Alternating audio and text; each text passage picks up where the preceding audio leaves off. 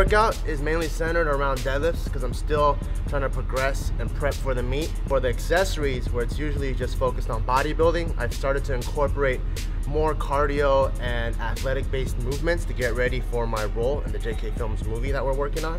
So I'm playing a wrestler, and he wrestles at a very high level, and because of that I have to be much more athletic, much more explosive, have very good plyometric movement, and be able to move forward and sideways and up and down in a very like cat-like ninja manner.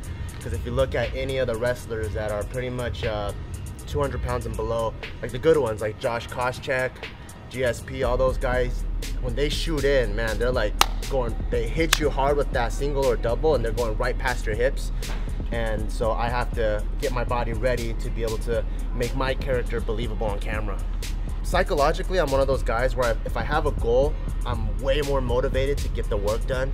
So like, for example, if I'm trying to save 10 G's for a car or whatever, or if I have a powerlifting meet, then my training becomes so much more focused, which is why I like competing at least once a year. Because I do have this movie goal in mind, I don't really cut myself short on any of the accessories, where a lot of times before, if I'm just doing it for the sake of bodybuilding with no definitive end result, there'll be times I'm like, you know, I'm kind of tired today. My 5 sets, I'll cut it to 3, or instead of doing 135, I'll do the rows with like 95 or something. Like, I'll decrease the weight. However, there's still the reality of it, and if you have 2 goals, and if you're trying to go 100% at powerlifting, and then you also have 100% at movie training, they are going to conflict. It's almost like, hey, I want to be a triathlete at the highest level, which is endurance sport, and I also want to be a powerlifter at the highest level, which is a strength sport. They're going to pull you in opposite directions, and if you're competing at the highest level, you have to choose one or the other, which is why for me, because the meet is the more immediate goal, it's centered around the meet, so I'm really still trying to progress my squat, bench, and deadlift. But with my accessories, I'm slowly building in these more athletic movements over time, up until probably early 2018, where you're gonna see me do squat, bench, and deadlift just for maintenance, and a lot of it is gonna be lateral movement, like speed, squats, explosive type stuff. I don't know if you guys know this, but a lot of people know me these days from powerlifting and being involved with Barbell Brigade since 2013, but I actually started on YouTube in 2007, and I started with my partner Joe, and we created Just Kidding Films. And at that time, we were just trying to make sketch comedy. So we were in college and we're messing around. We started putting out these comedic shorts and people really liked it. At that time, it was actually comedic vlogs, so we're talking directly into the camera. And when you break the fourth wall, that's more of a vlog or a monologue rather than an actual sketch. And I think for us, in our hearts, since we grew up on A Living Color and Mad TV, we wanted to make sketches. So because we were lacking knowledge and we're also lacking experience, we started taking comedy classes, writing classes, acting classes. And in a couple of years, we became bona fide comedians / actors / writers, and we would submit scripts to people. We started acting a lot more. We did stand-up comedy all over the nation. So we became bona fide comedians, writers, actors on YouTube.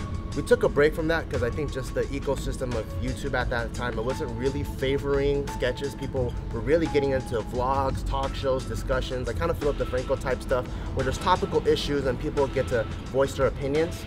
So we kind of took a little break from that to focus on JK News. And fast forward to 2013, I got really into powerlifting, so that became my goal. And I wanted to be like this personality online while still getting as strong as I could. And then fast forward even more now to pretty much 2017 going on to 2018, things are kind of going full circle, because from the start when we created JK, we've always wanted to make a movie. And that was like one of our goals, you know, like we look at our sketch comedy format compared to a lot of the Instagrammers, the Viners, and a lot of them are very like 5-second, 6-second jokes, like set up, punch, set up, punch. And for us, it was more about the story rather than the joke. So if you look at any of our sketches, it's always story first with funny moments inside. And I think our minds just naturally thinks in the long form content way.